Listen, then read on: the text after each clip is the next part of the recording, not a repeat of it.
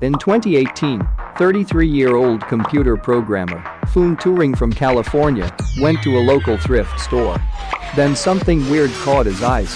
It was a VHS tape. On the label it read, "A surprise with a weird-looking smiley face drawn on it."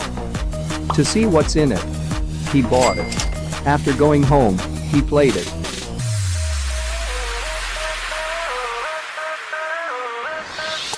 What could it be? A horror movie? You will never guess it. A few moments later.